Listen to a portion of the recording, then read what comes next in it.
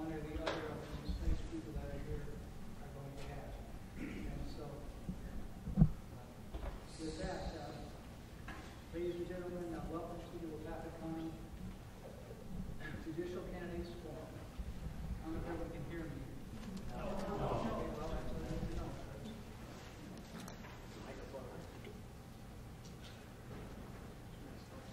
Okay, my name is David Forsythe. Turn it on.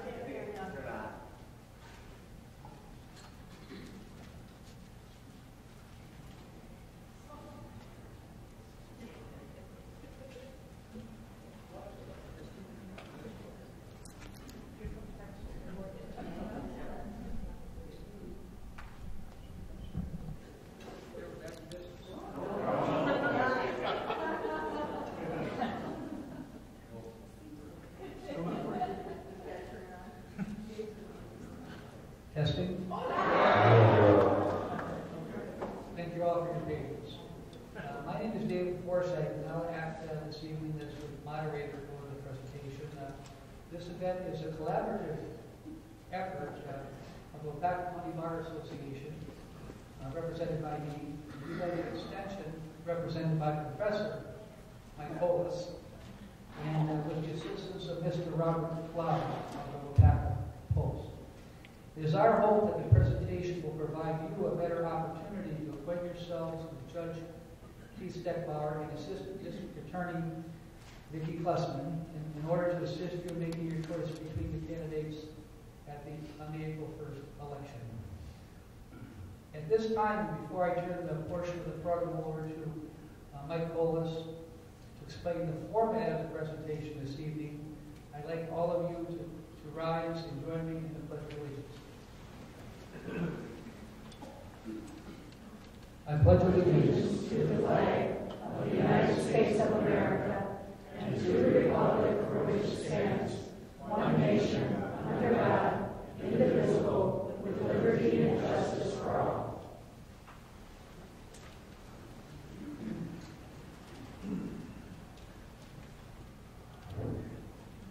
Thank you, David. Just a few pieces about process and a few rules tonight that I'd like to go through. First of all, we're going to open with a 5-minute opening remark time frame for each candidate. We have a series of questions that have been developed by David, Bob, and I through some voracious research ranging from circuit court judges to Supreme Court justices to law school professors who helped us out in designing those questions. We'll conclude with 3-minute concluding comments at the end of the candidate forum. This is a candidate forum. This is not a debate, so there will not be any interaction between the two candidates. We would ask you to hold your applause until the end of the session. Please do not respond in any manner during the forum to any candidate comments. We have drawn to see who will go first, and candidate Steckbauer has won that draw. He will open with his comments, followed by candidate Clussman. Is that right? Clussman, thank you. And then the concluding comments will actually start with candidate Steckbauer, followed by candidate Clussman. We have a time limit of 2 hours, so we will get you all out of here by 9 o'clock tonight. Do this first part standing up. You can do this first part, sir. One last thing, if you all would turn off your cell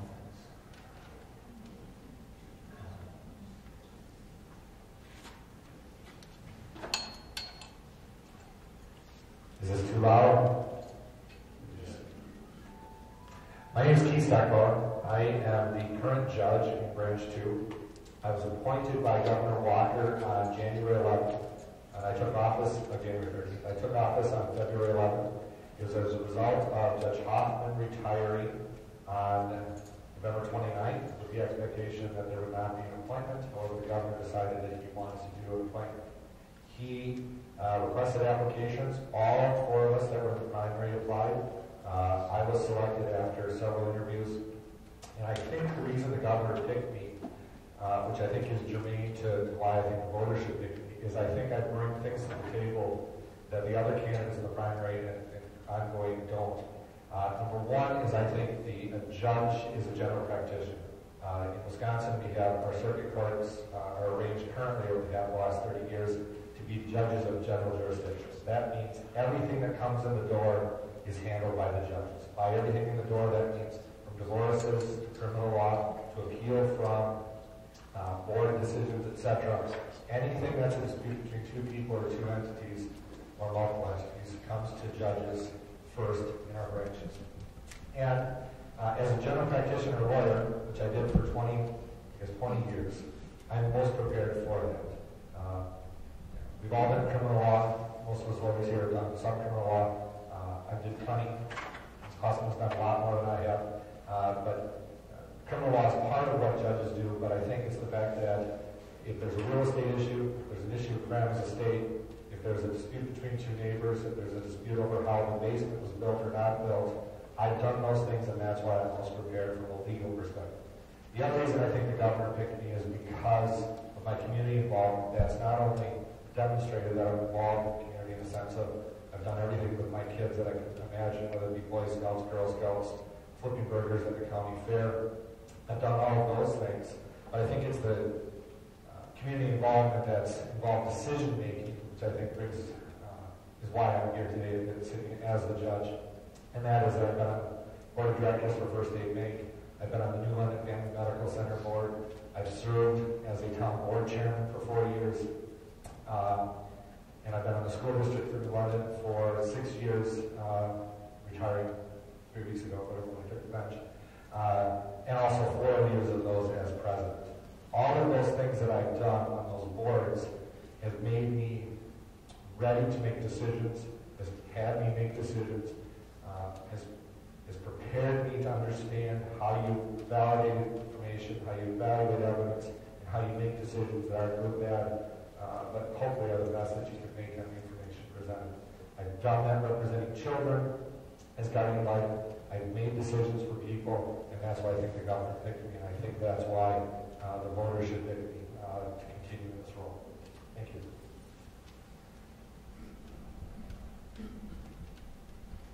I'd like to start out by thanking the Bar Association and the Extension Office for having this forum and giving us a chance to introduce ourselves to everyone and let you know a little bit about ourselves. My name is Vicki Clussman, and I moved to Waupaca in 1987 when I accepted a job in the Waupaca County District Attorney's Office, and I've been working in that office ever since 1987. I live in Waupaca. I raised my family here. I have 4 children. My oldest is an attorney in Madison. Then I have twins. One is a graduate student at Northwestern University. The other is a teacher in Seattle, Washington. And my youngest is a senior at Waupaca High School. When I started in the district attorney's office, I was assigned to prosecute all of the child abuse cases. I was assigned to all of the sexual assault cases. And at that time, I was also assigned to all of the county's child support and paternity cases. The district attorney's office doesn't handle those cases anymore, but for a number of years, I was doing a lot of family law cases for the county, child support and paternity matters. In addition, in my office, I handle a lot of civil cases. There are a lot of cases that our office handles that are civil in nature, and over the years, I've had a number of civil jury trials as well as lots of court trials in civil cases. But the majority of my practice is in criminal law. And over the last quarter of a century, I've been involved in some of the county's most serious criminal trials, homicides, serious sexual assault, and serious child sexual assault cases. And I sought and received some of the lengthiest sentences that have been handed down over the last 25 years. In addition to those serious cases that impact victims and families and our entire community, I've also been involved in many other types of cases. Property offenses, worthless check matters, traffic matters, batteries, disorderly conducts, everything that our office handles.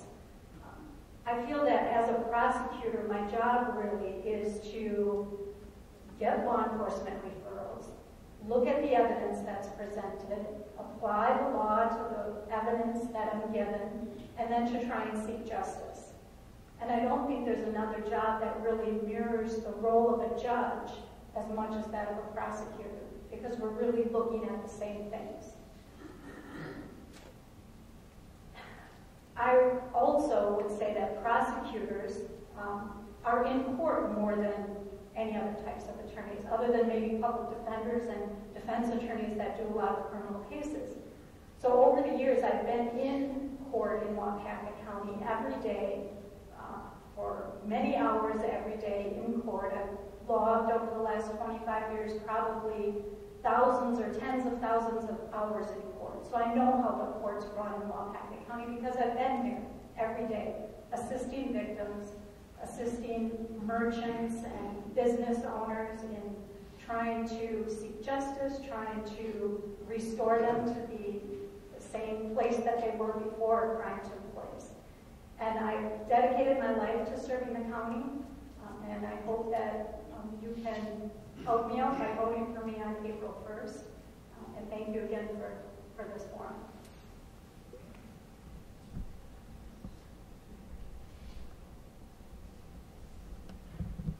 Okay, we're in position now to proceed, and I know that Mike Colas has explained the procedure, and my role will be relegated simply to ask these questions. So the first question is, what personal and professional qualities do you believe are necessary to be an effective circuit court judge? Well, I think the most important characteristic for a judge, above anything else, is to be fair and try to be impartial and equitable to all the parties. And I feel like in my role as a prosecutor that over the years I've gained the reputation of being someone who tries to be fair to all the parties involved. I've always tried to seek justice for the victims, but also, on the other hand, the people I've prosecuted, I feel like I've always treated with respect and tried to work with them to try and get them to turn their life around and to get the help that they need.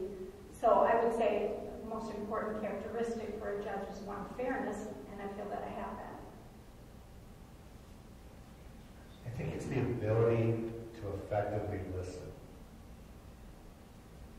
You know, we're both going to analyze our own experience. General practitioner lawyers are going to think one thing. But I think it's the ability to effectively listen. It's when somebody comes in the door with a novel situation where they don't have law enforcement putting together a big packet of information for them. It's when somebody comes in the door and says, I have X problem. How do I get out of this? I'm scared.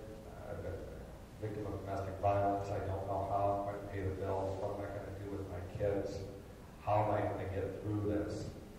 And it's the ability to be empathetic, but I really think it's the ability to listen to find out what people, in a role as a lawyer, what they really want. Sometimes it's not what they say, but it's what they're saying, that you need to be able to listen to them.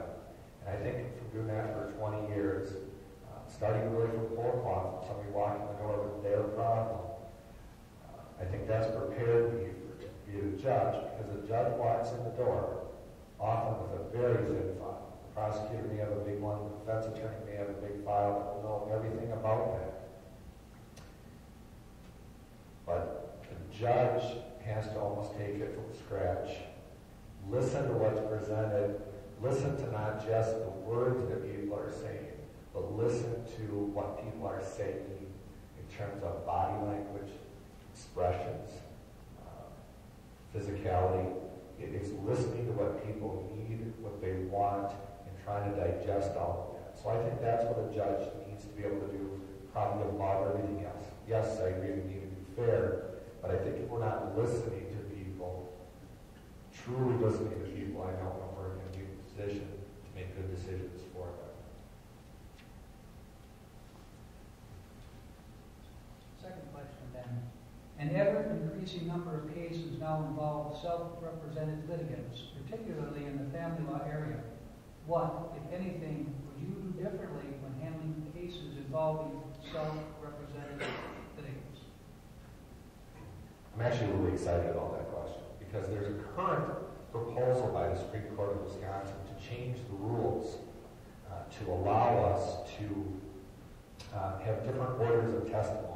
Instead of the formal procedure that we're used to of question, answer, interrogation type stuff, which isn't necessarily a great vehicle to ever get to the truth in a family law matter anyway. It goes back to the concept of listening. This rule is going to allow people to do narrative testimony, to allow greater hearsay, to allow just greater informality in giving the judge, the court, the ability to decide how the information is presented. And so instead of worrying about necessarily asking some unrepresented person who may be scared out of their mind, asking them, are you ready, after the other witness has done testifying, do you have any questions? And anybody that's a lawyer has sat in those hearings, and the person tries to testify, tries to ask a question that isn't a proper question, and they get messed up, and the information doesn't get out. Real questions, real issues don't get to the judge. So this new proposal, which is pending right now, I'm really excited about because it's going to give the court the ability to analyze each situation and to have a new laundry list in front of them for ways that people can present their information. Because ultimately, at the end of the day, whether it's somebody that's got a professional litigator on their side, or it's just somebody trying their best to explain to the judge their situation, we need to figure out how they can get their information out so they can be heard and a judge can make a good decision for that thing. Well, my experience has been mainly in criminal law, but I know in family law cases, our clerk of court's office does a good job of providing forms to unrepresented individuals to try and help them through that process. But my experience in criminal and civil law, when we have unrepresented individuals in court, I think the courts have to give them a certain amount of leeway, knowing that unrepresented people aren't familiar with the roles of criminal procedure, civil procedure, and so you have to give them a little extra leeway in presenting their case. But I think the courts do a good job of doing that. Thank you. As a follow-up to the previous question, if the efficiency of the court is being negatively impacted by two pro se litigants, what is the role of the court in trying to increase efficiency? How does your answer change if one of the litigants is represented and the other is not? Well, again, I think you have to give parties a certain amount of leeway. If you have two unrepresented individuals, I know it's not the court's place to provide them with legal advice, but I think you have to try and help them through that process as much as possible. If you have a case where one party is represented and the other party isn't, again, I think you have to give that unrepresented party a little bit of assistance in helping them through the process without actually providing them with legal advice. I've been in those situations. When one person is represented and the other one's not, you really have to lean on the attorney and make them essentially, even though they're advocate for one side, they do have to be a bit of an officer of the court. They do have to do their best, and I think we usually do in that situation, to try to be as understanding as possible. I tried a case this last year where I was the attorney and the other side was unrepresented and did a fabulous job. So I think sometimes it can be done, but it doesn't put a burden on that attorney. But when there's two unrepresented people, while I agree that there's forms, I'll tell you some of those forms are confusing. I've tried to fill them out sometimes and they're kind of confusing. I think that has helped a great deal in terms of as the model forms have gotten better, that is helping people. But at some point a judge has to, unless there's a significant issue of domestic violence where there's a concern that there's a power and dynamic issue, I think sometimes you have to send the people out in the hallway and say, ultimately you have to abide by the same rules that lawyers do. And that's why I'm excited about these new methodologies that are going to be out there. But I think at some point there has to be some responsibility put back on the people. I say that though, unless there's an issue with a power and control issue where there's domestic violence, then I think the court certainly has to take a different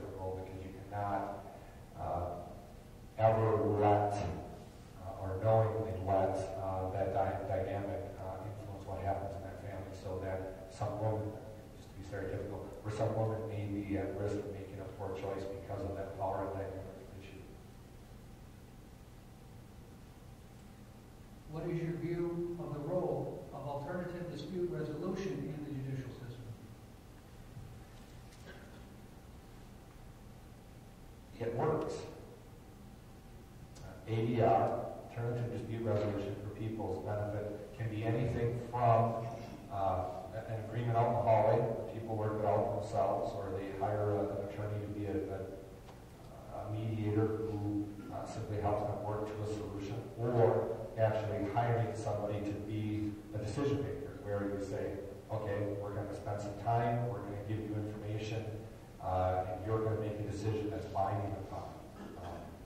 Lots of us have agreed to binding arbitration. It's in most of our credit card agreements. If there's ever a dispute with your credit card company, they can force you to do binding arbitration. It works because it's more efficient. The rules of evidence generally don't apply. You have the ability to simply put on your best story and either work to a solution using a mediator or having somebody make a decision for them. It has saved the court system gazillion hours of time, lots of dollars, and I think at the end of the day, it's another way for people to make their own decisions. Anytime somebody can make their own decision versus being directed by a judge who's maybe done the best job he or she can do, it's still not as good as a decision that somebody can make for themselves. That's why ADR is better. I agree with Attorney Steckbauer that alternate dispute resolution is an effective way of making the courts more efficient. In my experience in the district attorney's office, we don't have, unfortunately, alternative dispute resolution in criminal cases. But I think that mediation is very effective in other types of cases, and in spending a lot of time in court, I've seen that that has been effective in those types of cases. So I think it's a wonderful thing. How would you describe your judicial philosophy? Well, I'm not quite sure how I would describe my judicial philosophy. I think what a judge needs to do is take the facts that are presented to them, apply the law to the facts of the case, and make a decision based on that. I don't know how you would term that in terms of a judicial philosophy. I'm a little bit, I guess, of an originalist, but I do know that our laws change and develop over time based on societal changes and things like that. But I think really, especially at a circuit court level, the judge's job is really to take the facts, apply the law, and make a decision based on that.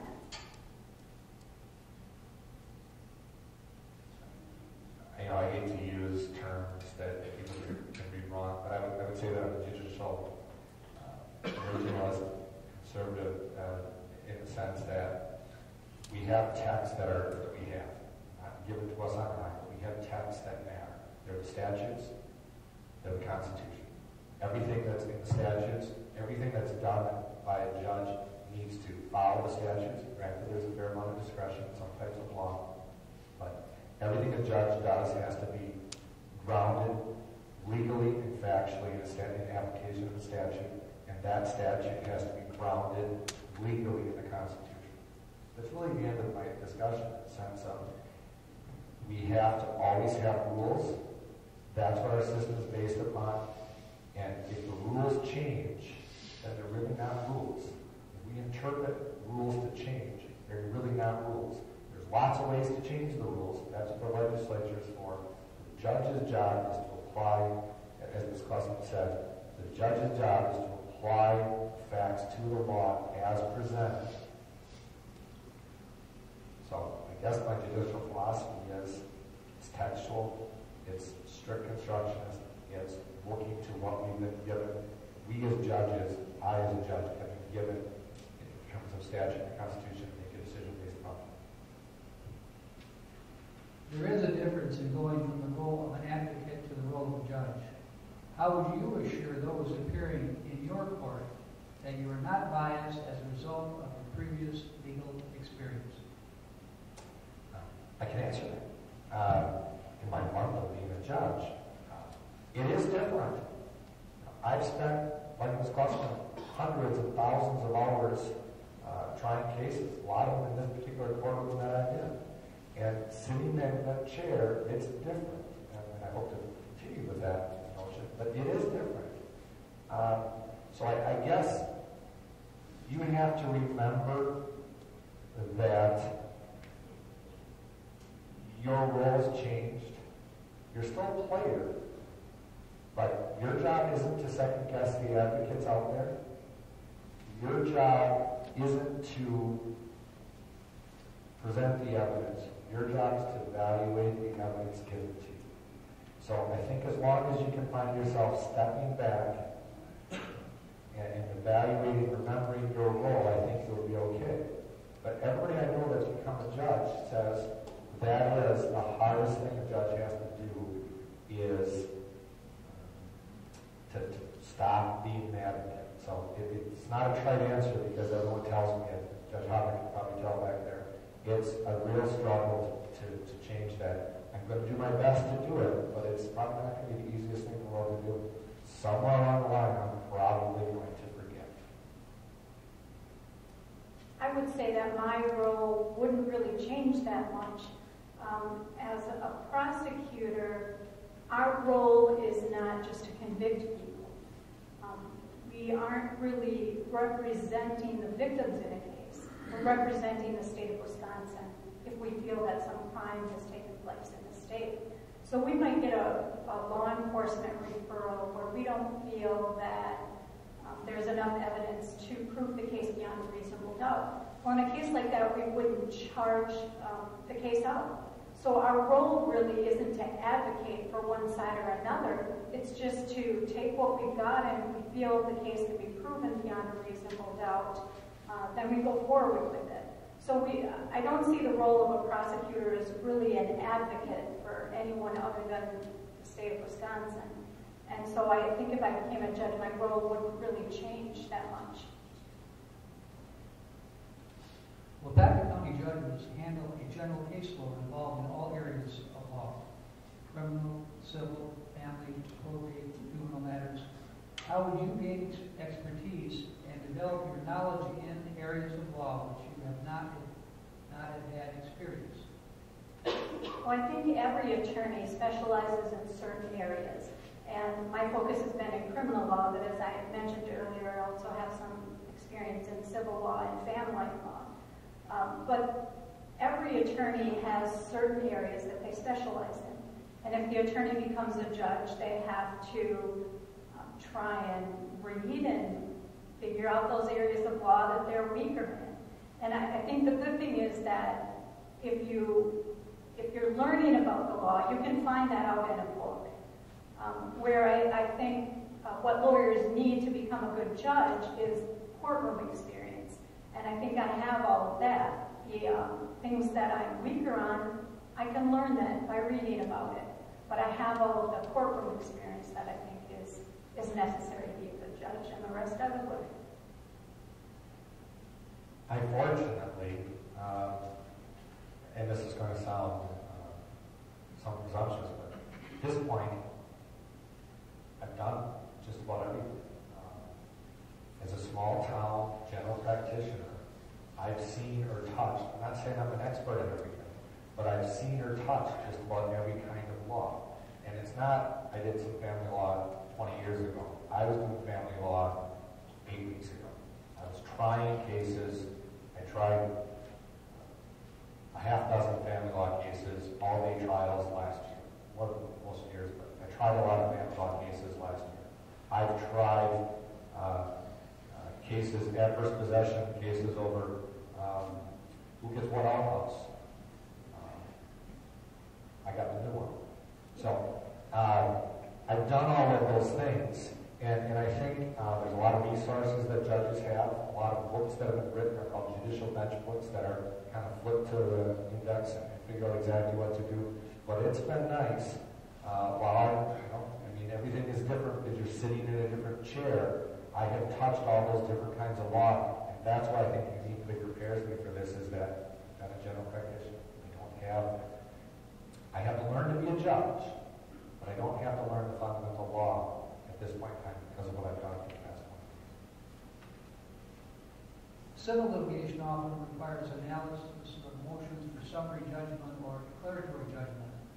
What is your view of these types of motions, and what approach would you take in deciding them?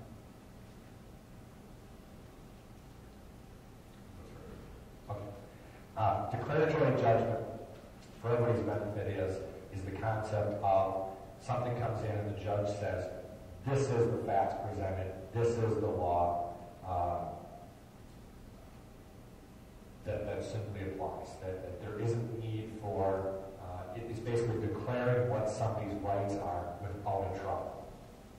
Summary judgment is, along the lines of ADR, is the concept where you can figure out how to end a case before it goes all the way through a trial. In other words, the test is, if you look at all the information presented, that everybody gives their best shot forward, the best step forward, and says, this is what the evidence is there a material issue as to fact? If you look at it, is there really a question? If there's no real question as to the facts, then the court can apply the law and end the case right there. The concept is that you're doing it in writing, you're doing it at a short motion hearing, or it could be a long motion hearing, but you're saving days of trial time. So that's what those things are. My approach is those can be a great time-saving things for the court, and really it's a great economic tool for the parties, because the biggest barrier to litigation and disputes for people is the cost. Lawyers cost a lot of money, $200-300 an hour. So if you can short-circuit the process for people, it can be a good thing, as long as you're applying the law, you're reading the information carefully, you're giving everybody an opportunity to present their best shot at what the information is, and then applying the facts that are undisputed or the facts that exist to the law and making a good decision for people. It's just another procedure to save people money and get to the heart of the issue sooner than later. I agree that summary judgment is sometimes appropriate and can be a way of getting to the heart of the matter and settling a case early. But I think it is important for courts to only do that when they feel it's absolutely appropriate, because I think it gives people the opinion that maybe they didn't have an opportunity to present their evidence, they didn't have that opportunity to be heard in court. And so I think courts have to be careful and do that in limited circumstances, only when it's absolutely appropriate. Family cases, divorce or fraternity, often involve allegations of physical or emotional abuse. How would you handle cases when allegations of abuse are made? Well, I've handled a lot of domestic violence cases over my career, and I realize that that's sometimes an issue in family law cases. And I think you have to be careful to keep separate the issues in family law from the issues in criminal law. But I think the judges have to be aware if there are those allegations of domestic violence that are involved in a family law case, so that you can take steps to make sure that the victim is protected, both in the criminal realm as well as in the family law case.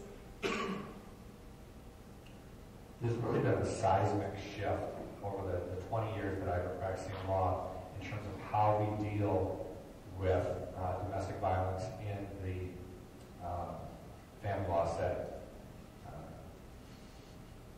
Initially, when I first started, there really was no reference to domestic violence. But as we've learned more and more about what the impact of chaos is inside homes, how it developmentally affects children, the more and more we've been learning about that, the more the legislature has given tools to judges, and even actually requirements to judges to make decisions considering domestic violence. So if you look at all the statutes regarding custody and placement, the the first factor that a court has to consider is there domestic violence. Because while it's presumed that for children, it's best for them to have a relationship with both parents, and it's presumed that both parents should have a significant, substantial, meaningful relationship with their children. If, however, it's proven, or the court has significant reason to believe that domestic violence is a factor, that presumption of joint legal custody changes. And there no longer is a presumption of joint legal custody if there's domestic violence. So I think a court has to consider that, first by statute, but second, if you don't understand the dynamic of the family as it relates to domestic violence, you won't understand that family, and you won't understand those children. So how I approach it, of course, is evaluate that issue, and if there's any significant issue regarding the care or custody of those kids, then you appoint a guardian ad litem who's an attorney representative to represent the best interest of those kids to make sure that domestic violence doesn't, or to the extent that you can, minimize it from being passed on to the next generation.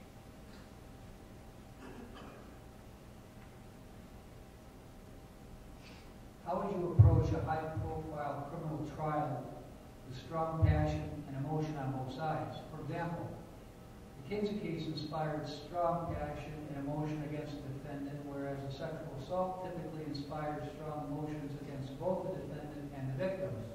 How would you take into account the emotional factors when sentencing in such a case?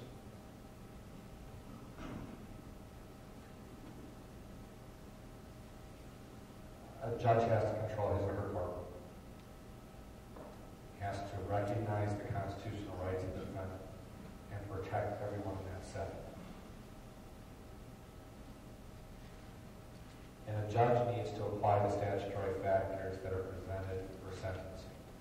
Character of the defendant, seriousness of the offense, protection of the public. But a judge is also human. A judge is walking into an incredibly charged setting, a sexual assault case where there's horrible wrongs done, in a murder trial where there's irreplaceable wrong done. That's when I think the judge has to do the best job that he or she will ever do in divorcing and separating his or her emotions. It's going to be impossible in the totality to ever be able to do that because we're all human. It's the greatest system that's ever been developed is our system, but we're still human. So I think a judge has to always take that step back, take a deep breath, and make the decision as devoid of emotion as possible. And I asked Judge Hoffman, who have succeeded and continue to succeed, what do you do when you're presented with it? When you're presented with something that frustrates you, that is so emotionally charged that you're making a decision that you know is going to devastate somebody?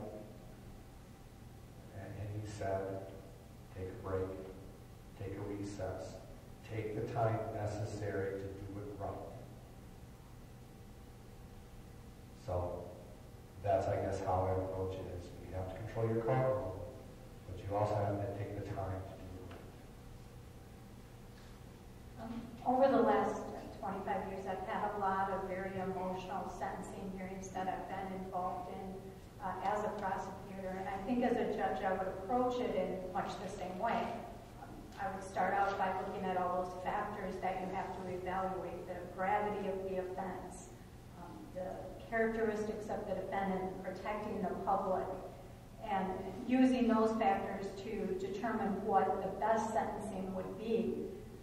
And in cases where you do have high emotions running, I've been involved in situations where victims or victims' families get very emotional and want to act up in court a little bit, or the defendant's family gets very emotional and wants to act up. And you have to do your best to try and work with those people to make them understand that it is a courtroom, that they do have to try and keep their emotions in check. and let them know as a judge that both parties will have a chance to be heard at sentencing. You have to make sure that the victim knows that you're going to listen to their side of it, that you're going to take into account what the victims have gone through, and how the crime has impacted them and their family. And you have to also let the defendant know that he's going to have a right to speak. People on his behalf are going to have a right to speak, but that you won't put up with anyone causing a disturbance in the courtroom. So I think I would be able to do that. What is your attitude towards special courts or programs created to offer alternatives to incarceration? For example, a mental health court, or a drug or alcohol treatment court. Are you interested in developing these programs in Waupaca County? I would be interested in developing specialty courts in Waupaca County. I have been involved a little bit in the Veterans Court that we have in Waupaca County. I think we've only used it a few different times, but I think it's worked really well when we have used it. And it's a court that is designed to help victims with, or help veterans with special needs that they have because of the things that they've gone through. So I think veterans courts are very important. We don't have a drug court in Waupaca County, but I think that that would be a very good thing. We have it in some adjoining counties, and I think it would be important to try and establish that in Waupaca County as well. We do have a SSTOP program in Waupaca, which is for individuals that are charged with operating under the influence, and it's a program to help people become involved in a more intense treatment program, and then their jail sentence is reduced somewhat by the fact that they're involved in treatment. And I think that those specialty courts are very beneficial and helpful, and I would be interested in pursuing more of them, like a drug court. I'm excited about that notion. I'd also like to add truancy court. I've had discussions with school districts about the concept of trying to have a truancy court in order to deal with gateway offenses of kids skipping school, especially in that 8th and 9th grade year where we lose boys especially, is to try to have something where we can be a bit of a intermediary. We can try to nip some of those issues in the bud sooner than later before they go down the wrong road. In terms of the drug court and the veterans court, I think what I'd really like to do is, and I've had some discussion with the county judges about the concept of doing some of this more regionally. I don't know from a resource perspective or from a volume perspective that the Waupaca County needs to have a standalone veterans court, needs to have a standalone teen court, needs to have a standalone drug court. There's got to be ways to utilize the fact that we have surrounding counties that have a greater volume, that have already made a model that is working. And now, I'm not saying that necessarily I want to make something drive from Iola to the valley, but there's ways to use the surrounding counties where we can contribute as well. We're trying to look at it from a global perspective to take advantage of what's being done in the communities that are larger than us, that have the volume that can really do this and do this well. It is effective. What it is from the drug court and the veterans court perspective is these people have to come in and report every single week, sometimes 2 or 3 times a week, with urinary UAs to see whether they're clean or dirty, whether they've been doing what they're supposed to do. The rules are specific, the court rules are changed so that judges can have ex parte communication, a little more direct contact with the people, so that they can be, it's almost like a social worker type approach, but it's a way to hold people accountable sooner than later. So I think we can do some of those things, but I think we need to look at it globally so we can try to utilize some of these things that are being done right down the road from us, that are being done with the volume that can make it effective, rather than the risk of let's do something solely for the sake of saying we have one and then not having the volume where we follow through with it. Because doing these programs needs to be done and done right. So I think those are the kind of things that I would like to look into. Specifically, what are your thoughts on teen court? Sometimes it'd be handy in my house. I have 2 teenagers. So I think teen court really is a way to, teen court can have a whole range of things, from simply having peers making decisions, or having a system where judges have a greater relationship with the kids. So all of this is about changing behavior before it escalates. And that's really what it's all about, is we have to get these kids that are going down the wrong way because they may have a struggling family or they're falling into the wrong crowd. We need to have methods of interjecting ourselves in their lives and going the right way. So there's 2 different ways to approach a teen court. One method is where teens are peers and they're making decisions. That can only be done if they take it seriously. And it's a little bit of a struggle in our county where you have 12 school districts. So I think there's going to be a struggle with that, but I do believe that there's a way there has to be ways done, ways investigated to deal with changing kids' behaviors in that 8th, 9th grade year before they fundamentally change. Because we all know 8th grade kids that raise their hand and are eager and are still excited, and we lose them in 9th grade. That's just statistically correct. So I think whatever we can do to change those paths before they go down the wrong road, I think is imperative for us as a system to do, because it's going to save us a lot of hassle and cost down the road. We used to have a teen court program in Waupaca County. The teen court coordinator worked out of our office, and I thought it was a very good program.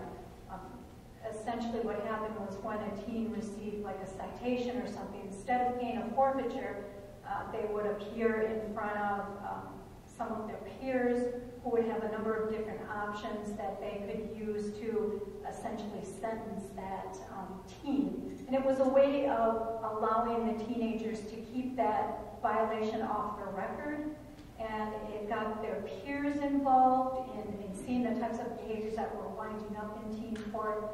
And I thought it was a very effective program, and I would be interested in seeing a program like that come back into our county.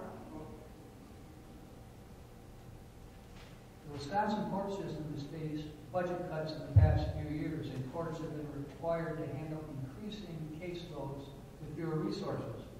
Do you have any ideas for making the court process more efficient? That's a good question.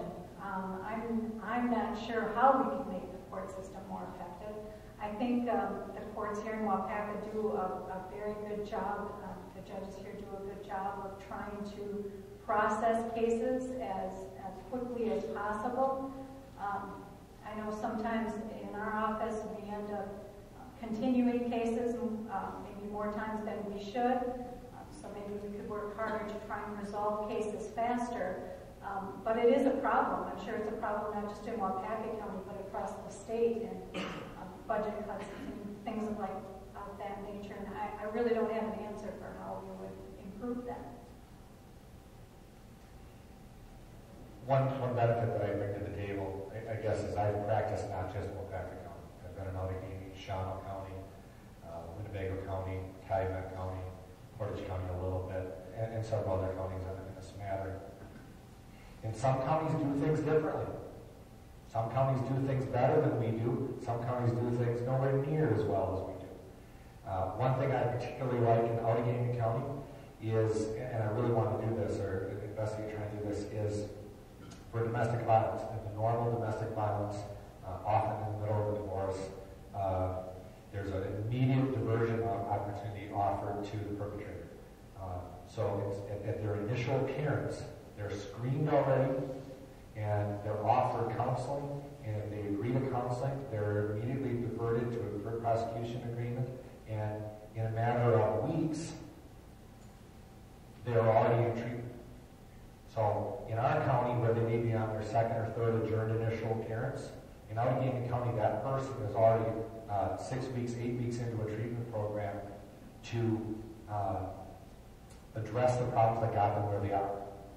And this may be bad, but it actually also reduces attorneys, because this is such a great program for a lot of people, they don't even hire an attorney. So clients come to me and I say, this is what you should do, you should take this, and I don't get paid. So that may be bad for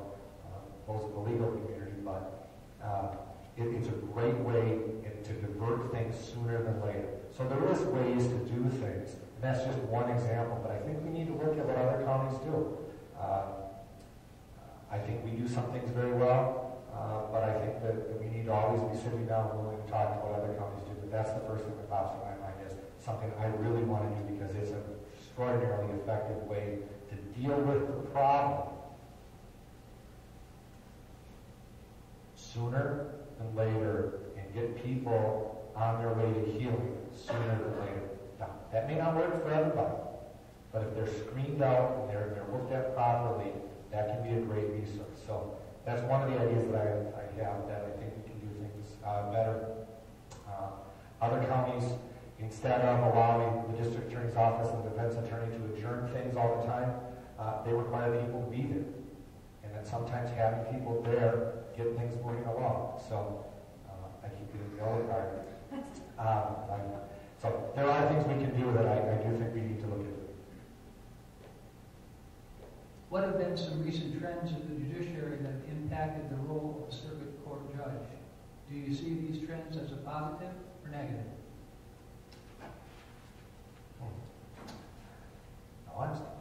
No, I think some of the trends are, the positives are the recognizing that the role of the judge can be different than our original model. That's why instead of everything having to be question and answer in the family court system, we're giving this new methodology that allows us to do things narratively, more informally, to get to the heart of the question. Because the system is all about truth. You don't always have to have everything done in this rote format, formal way. The second thing is in the drug court setting, or in the veterans court, where they're waiving some of the ex parte rules so the judges can have direct contact with people. All of those things are about looking at different ways to help the judge do what judges really are about, which is a problem solving. Ultimately, our court system is about two people, generally speaking, that disagree about how the world works. And like a parent, a judge has to make a decision for people. So whatever can be done to expedite that, whatever can be done to make it easier for people, and whatever can be done to make the decision right and sooner and better for people, gives people a chance to heal sooner. The biggest hurdle for people in the judicial system is not knowing what's going to happen. The sooner you can get people to that point, for the most part, not every case, but for the most part, the better. So those are the trends that I think are positive. Obviously, there are some negative trends as you talk about the impact on costs and volume and those sorts of things. But I think the more tools that we look for, pilots that are done in other places, programs that are done elsewhere, the more we do that, the more we can work towards getting to solutions for people sooner and more economically. I guess I would say that the trend that I've seen over the last several years since I started 26 years ago is just an increased caseload in the court system. I've just seen an increase in criminal law cases and every other type of cases. And so I think we have to find ways of dealing with that. And I've seen a trend, a positive trend in trying to find ways to focus more on treatment rather than incarceration. I know in Waupaca we tend to incarcerate many of our individuals, and I think finding alternative ways to deal with people that are involved in the criminal law program and finding ways of expediting cases through the court system is how we would deal with that. What changes in the judiciary do you see on the horizon, and how do you plan to both impact them and also react to them? Well, the change I see in the judiciary is that Branch 2 retired. And so we're going to have a change in our judiciary in Waupaca County. I'm sorry, would you repeat the question, Dave? Certainly. What changes in the judiciary do you see on the horizon, and how do you plan to impact them and also to react to them? That's a difficult question. Again, I would say the changes in the judiciary, again, are with case load that the judges have to handle and with being able to expedite cases through the court system, and then dealing with how we treat people that are coming into the court system, and finding ways to do that, yes. 80% of divorces in Waupaca County don't have lawyers. We're at 50%. We're going to hit 80% sooner than later. So how do we deal, not just in the divorce setting, but the fact that something like 40% of kids are born out of wedlock. Most of us are old enough, we actually know what the term wedlock means. So I think how we deal with the changing family is probably the biggest hurdle that we have. And it's not just the family law perspective. Yes, I was a divorce lawyer for 20 years. But how we deal with that changing family and the judiciary affects criminal law, which Ms. Clussman is involved in, that I'm involved in now that I'm a judge, and hopefully there isn't a change in the judiciary approach too. But I think how we deal with that changing family is the single biggest goal. The single biggest struggle that we're going to deal with is how do we recognize the fact that kids don't have the structure that most of us understand, that voters, most of us understand, is how do we deal with that change? So I think what courts are going to have to deal with is recognizing that their population is significantly different than what we perceive today as the normal population. So that is the struggle that courts are going to face, and I think they're going to have to deal with it with different methods of taking testimony, different methods of relating to people, different ways of utilizing technology to deal with the current technological methods that are used by our customers, the people that come into our court. So it's going to be a struggle, but I think courts have to recognize that the family dynamic that affects child abuse protection, it involves child abuse cases, it involves criminal cases, all of that is what's causing our problems. Some feel that the public has lost trust and confidence in the court system. Do you agree or disagree, and why or why not? What would you do to increase trust and confidence in the judicial system? In our county, I don't think that there's a sense that we're broken. There are concerns about justice in the sense of how people are charged, when they're charged, who prosecutes, and how fast those cases make it through the system. A judge is going to have limited control over it. Ultimately, that is up to, some of those issues have to be dealt with by the charging authorities. But a judge can hold everyone in his or her court accountable.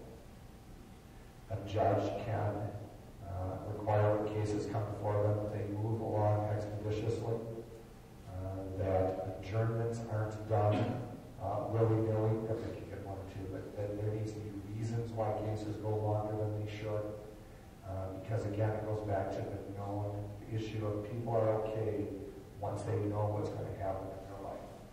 So I think there's a lot of good things that we do in our county. I think for the most part, if you ask people on the street, they're going to tell you that the judges do their best and that they trust at the end of the day the right is done.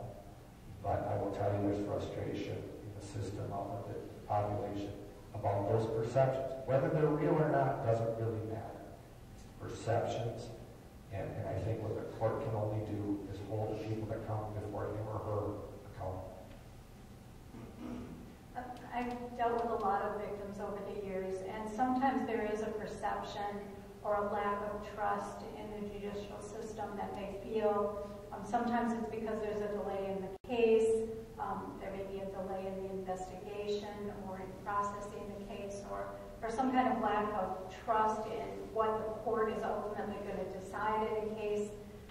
And I've always felt that really just trying to communicate to people what's going on in a case helps them to develop more of a trust. If they understand the procedure, they understand what's going to happen, and if they have some kind of a time frame and know approximately when their case is going to be resolved, there's more of a trust in the system. And I think if we just can communicate to people about what's going to happen and how long it's going to take, that it helps them have a trust in our judicial system. Please share your opinion on the practice of forfeiting cash bonds towards paper fine and court costs versus returning the cash to the party that posted the bond.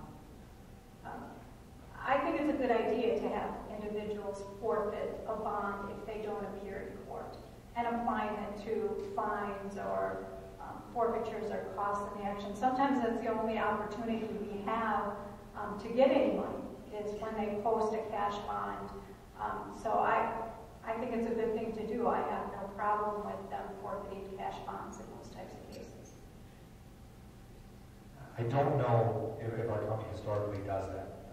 I think that there is a place for it. I just don't believe that historically our county does that a great deal.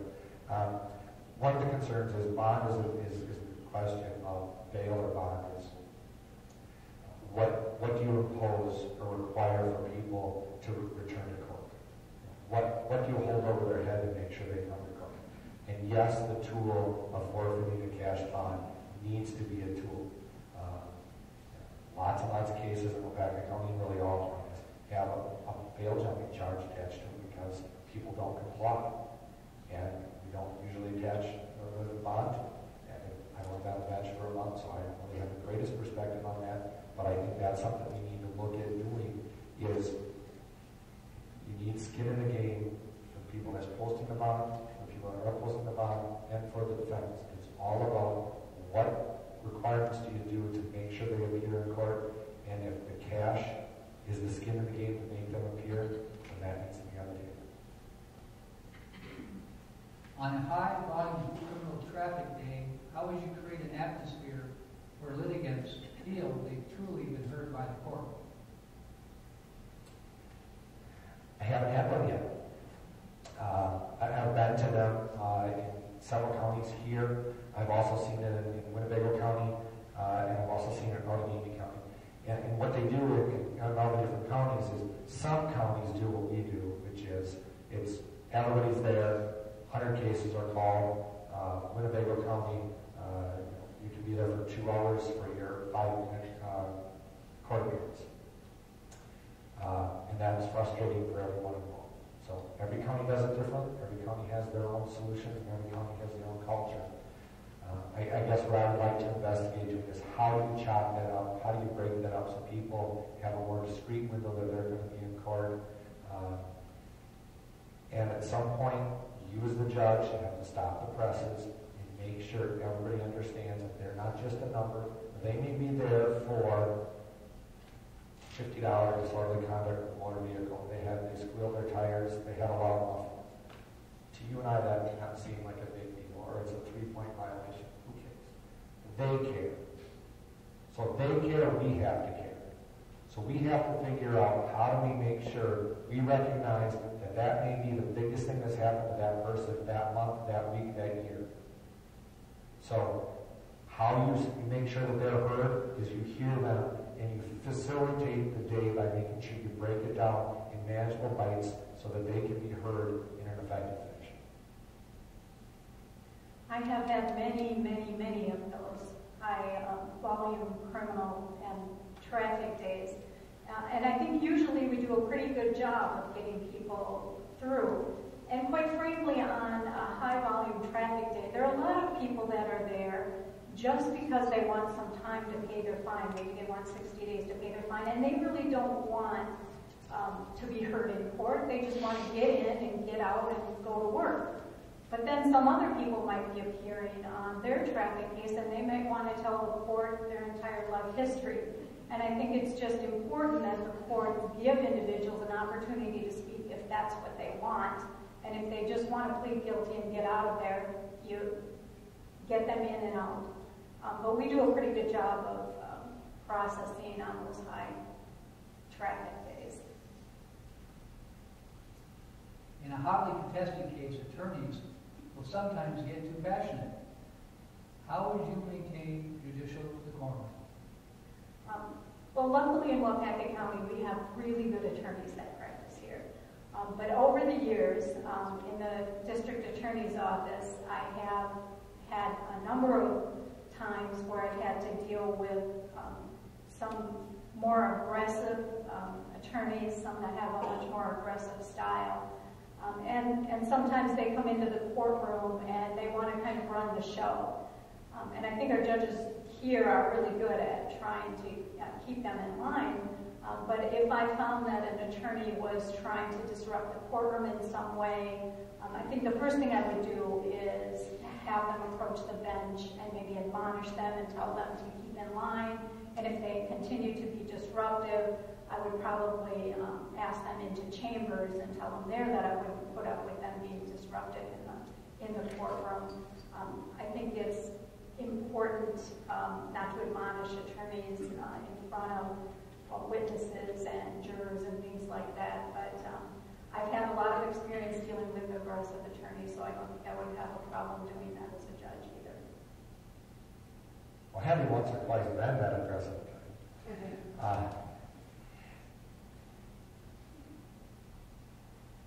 The best approach in those settings is to have that reputation of you control your courtroom. I think of a judge from another county, Judge Bayargin. It didn't matter how aggressive you were. You weren't going to push any buttons. And you knew that from the beginning, that there was no guffle up. And I think if you have that attitude, and I think if you have that mindset that, we're here for business, that we're not going to put up with that stuff doesn't happen. Because I can tell you with Judge Bayargin, no one ever was an aggressive attorney. I remember a young attorney that was told that if he said something else, he was going to go upstairs for an hour. And I know, well, I didn't say anything else the rest of that hearing. But it was effective as a young attorney. But I think, that a judge like that, and we have judges that way too, and certainly the judge that I replaced was that way, is you have that mindset of, this is his or her courtroom, he will respect you, he or she will respect you, if you respect him or her. And if you have that mindset in place, you really don't have a problem with aggressive attorneys. I think that's how you deal with it. How would you describe your approach to family law?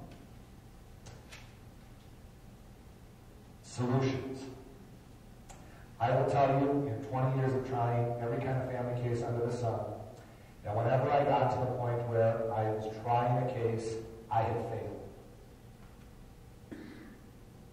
If I got to the point where I could not come up with a solution, using all the ideas that I had, all the case law out there, and all the math that could be done, if I got to the point where I couldn't come up with a solution, and myself and the other attorney had to go in and have somebody else decide, I have failed my client. Because the point in family law, where two people that once loved each other, cared for each other enough that they got married, had a child, multiple children, and now find themselves sitting at opposite tables in a courtroom and having somebody else decide who gets the coffee cups, who gets the bunny rabbit. I've had that. That is an absolute loss for those people, because they have given up fundamental control over their lives. So it's unfortunate if you find yourself in that situation. Sometimes, yes, you're the best lawyer, you can't get to that point, and sometimes reasonable people disagree, and you have to make a decision, have a judge make a decision. But I've always felt like I failed if I got to that point. So my approach to family law is you need to give people every tool possible, every idea possible, so that they can make choices themselves, whether that be through ADR, whether that be through discussions in chambers, whether it's an in-court pretrial that one judge I know does. Any chance that you can give people an opportunity to go out there, give them plenty of time to make that decision so it's not a rushed decision, and that they're making the decision in an informed fashion. Any chance that you can let people make a decision for themselves, you increase the chance that the decision is going to be lived with effectively, and that it's going to be a decision that they can respect, abide by, and really take ownership. So my approach to family law is doing whatever you possibly can to let the litigants make their own solutions. I've been through a divorce myself, and so I know a little bit about this. I know the devastation that divorce causes to families, emotionally, financially, about every way possible. And I think it's great if you can have individuals sit down and decide things and figure all that out between them. And I think that is always the best approach. But there are times when that just doesn't happen, or parties don't agree on everything. And I think as a judge, you have to be able to try and listen to both parties and try and come up with equitable division of resources and equitable placement arrangements and things like that. I mean, I think solutions are great if parties can decide between themselves how to divide things up, but when they can't, judges have to be ready to make those tough decisions. How would you describe your approach to juvenile justice? Well, in our office, we do the juvenile cases, and I think we do a good job of processing juvenile types of cases and finding solutions in juvenile cases. I had the opportunity to work with a lot of great social workers on juvenile cases. Those cases are particularly difficult, and I think I wish we had a way of making parents more responsible for their own children's behaviors, so that we weren't in the judicial system. And I wish there were some creative solutions to that.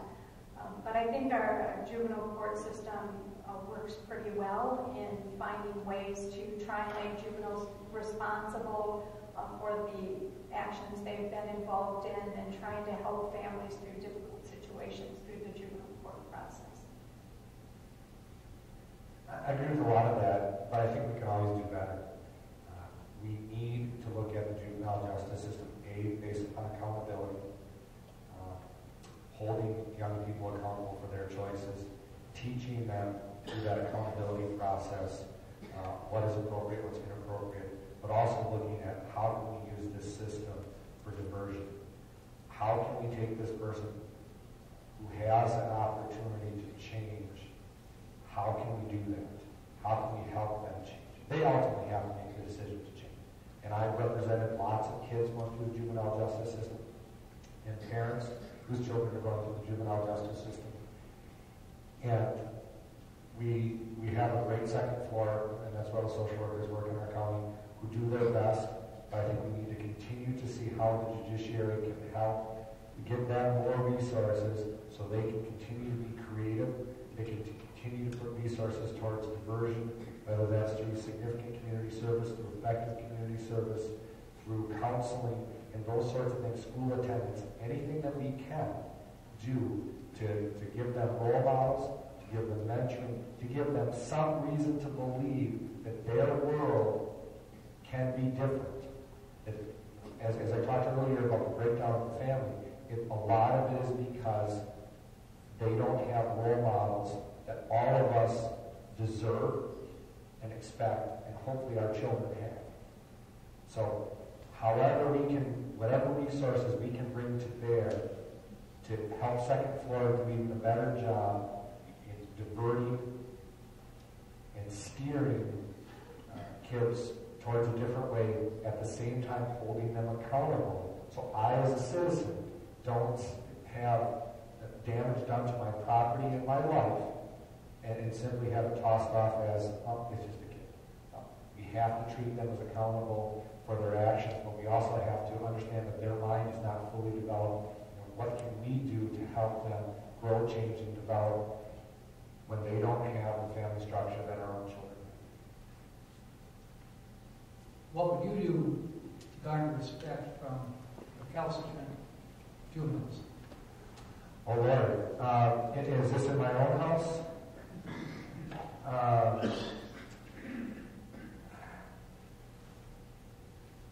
I think it's about accountability. It's about using some of the resources that we have in terms of shelter care, immediate, quick responses. I mean, it's almost a little bit like the old in local parenting, where the state steps in and makes a decision for somebody as a parent. A lot of what we do in the criminal justice system, a lot of what we do in the juvenile justice system is trying to act as parents for people that don't have parents, in the sense that I have parents, and hopefully my children have parents, and most of you that are concerned enough to be here were parents and have parents. So how you gain respect of the young child, a teenager in the juvenile justice system, is by holding them accountable, by being respectful to them, letting them know that there are boundaries that they have to respect, and utilizing the tools that you have available to have quick, sure, and serious consequences to them, so they know that their actions are being held accountable, because frankly, that's what they want. They're no different than the teens in my house that sometimes need to be corrected, because that's what they want, is they want structure and guidance. So we in the juvenile justice system have to do what we can to give them structure and guidance. So I guess at the end of the day, a judge has to use the tools available to them to have quick and sure consequences for violation of any rule breaking. Well, I'm the mother of 4 children, and anyone who's raised 4 children knows that you have to know how to garner respect and how to discipline and watch them grow into adults. And I'm happy to say that my 4 children have grown to be wonderful people. And so you have to know how to garner respect from juveniles in order to get to that point. But in addition, I've been in court many times where we've had juvenile court cases. And so I know that juveniles can sometimes act up in court. And I think if you, in those types of situations, take a firm hand and explain to them exactly what you expect out of them and exactly what type of behavior you expect them to display in court, that you need to do that in order for them to respond to you. What would you do to improve juvenile case dispositions? Well, I think we do a pretty good job with juvenile case dispositions. I'm not sure what I would do to change that. I guess I would say that I think it would be important, in addition to just trying to hold juveniles more accountable, trying to hold parents more accountable for the actions of their own children. And so maybe getting parents involved somehow more in the dispositions of cases might improve those. Wisconsin has 72 counties. And those of us that practice law in multiple counties, sometimes we tell you we have 72 states. There's 72 different approaches to things. Waupaca does not have a license on how to do everything right. You need to look at how other counties are doing things and what they're doing effectively. I know of some judges that impose regular reviews where a young person is required to come in and account to them in person, face-to-face.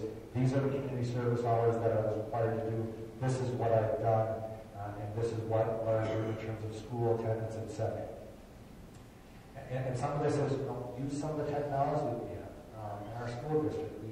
In order for a kid to play on Friday night, our school can tell you exactly on Wednesday how he's doing class-wise and what he needs to do, he or she needs to do to be able to play on Friday. We can utilize those resources to monitor these kids. And yes, it could be expensive, but we need to be piloting these things and looking at what other people are doing to see how we can hold them accountable. Because having a kid come back to you 6 months after he last did what he was supposed to do, And now you're faced with, do you revoke them? Do you go back to square one? Do you punish them when the incident can be so old? When the failure to comply can be so far back? Anybody that's parents of teenagers, and I have wonderful teenagers, knows that you need to deal with things in a quick, sure fashion. So reviews, monitoring, and giving the tools to monitor to the workers that increases their ability to make sure that we're on top of those things. Those are the kinds of things I think we can do to make the system more productive. And I think we really need to look at what's being done elsewhere. Thank you. This concludes the formal questions part of our program. And at this point, each of our candidates will be given an opportunity to give us closing remarks. Well, I will do what Ms. Clussman did at the beginning, and I felt bad. Thank you for having us to do this. And I think she was right to thank you at the beginning. Thank you for having us, Mr. Forsythe, Mr. Kells, and Mr. Alden, for raising questions, wherever it is. Thank you for having us. This has been a roller coaster, like the roller coaster I've ever been on. I've been appointed by the governor, moved into Waupaca County. If anyone wants to live in Allegheny County, I have a spare house for them to buy. But I now live in London. My kids didn't have to change schools. I've had to make a lot of life changes in terms of not being on the school board, bank board, hospital board, and every other thing that I've done. But I'm excited about this opportunity. The past 30 days has whetted my appetite. I hope to continue to be a judge. I like it. I think this is what I was meant to do. I want to do this challenge. I think at the end of the day, if you pick myself and Ms. Clussman, you're going to have a good judge. I just think that the learning curve for me is going to be shorter. I think I'm going to be an effective judge sooner. And I think that I am ready to serve Waupaca County. I hope to continue to have the opportunity to do that. Thank you. My opponent has been appointed by Governor Walker, but a judicial race is a nonpartisan race. And it's nonpartisan for a reason. Judges are not supposed to be influenced by political ties or political influences. And I'm not influenced by any political ties. Judges are supposed to be fair and impartial. I've lived here in Waupaca County for 26 years and raised my family here. I've worked here day in and day out in Waupaca County for the last 26 years. And I consider myself a public servant. I've been working for this time to assist the people of this county, the people that I live with and work with every day. Over the years, I've assisted thousands of victims, and I've tried to help people that I've prosecuted turn their lives around and get their lives back on track. So I'm asking now if I've worked, if I've helped you in some way as a victim, or if you know someone who's been a victim of an offense, or if I've been fair and equitable in dealing with you in court. I would ask that you help me out now by supporting me in my candidacy running for judge. So I would ask you to vote on April 1st and to vote for myself. Thank you.